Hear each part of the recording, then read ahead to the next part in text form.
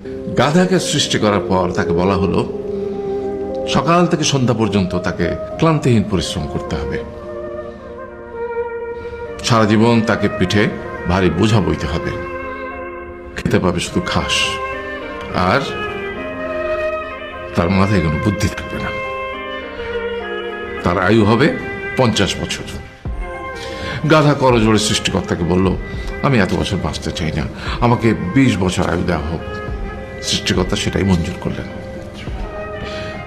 কুকুরকে যখন সৃষ্টি করা হলো তখন তাকে বলা হলো যে সে হবে মানুষের সবচেয়ে বড় বন্ধু, কিন্তু সে খাবে মানুষের উচ্ছিষ্ট, এবং তার আয়ু হবে 30 বছর। কুকুর সৃষ্টিকর্তাকে বললো, আমি এত বছর বাঁচতে চাই না, আমাকে 15 বছর আয়ু দেওয়া হোক। সেটাই মঞ্জুর করা হলো।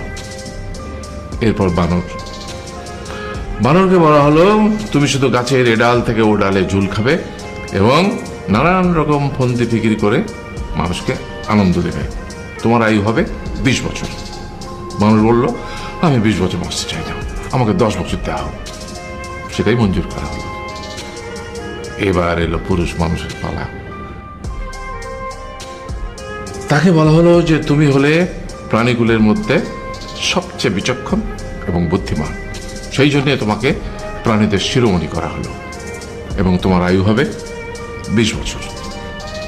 তখন পুরুষ মানুষ বলল, করজোড়ে বলল সৃষ্টিকর্তাকে যে 20 বছর আয়ু অত্যন্ত কম, হে প্রভু, আমাকে ওই গাধার সে যে 30 বছর আয়ু চায়নি সেটা আমাকে দেয়া হোক। ওই যে কুকুর 15 বছর ফিরিয়ে দিয়েছিল সেটাও আমাকে দেয়া হোক। আর যে বানর 10 বছর নেয়নি সেটাও আমাকে দেয়া হোক। 20 বছর অত্যন্ত কম, আমি দীর্ঘদিন বাঁচতে চাই। সৃষ্টিকর্তা সেটাও মঞ্জুর করলেন। তারপর কি হলো? সেই থেকে ছেলেরা পুরুষ মানুষ হিসেবে বাঁচে 20 বছর, তারপরের 30 বছর সংসারের বোঝা পিঠে করে বয়ে বেড়ায়, সেটা কার মতো? গাধার মতো। তারপরের 15 বছর সে তার ছেলে মেয়েরা যা দেয় সেই রকম ঠিক কুকুরের মতো উচ্ছিষ্ট খেয়ে বাঁচে। আর তারপরে বৃদ্ধ বয়সে ঠিক বানরের মতো, যেমন গাছের এডাল থেকে ওডাল ঝুল খায় বানর, তেমনি এই ছেলের বাড়ি থেকে ওই ছেলের বাড়ি আর নানান রকম ফন্দি ফিকির করে তার নাতি নাতনিদের আনন্দ দেওয়ার চেষ্টা করে।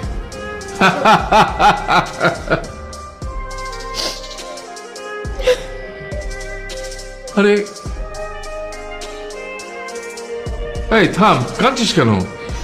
তোমাদের কত দুঃখ বাবা।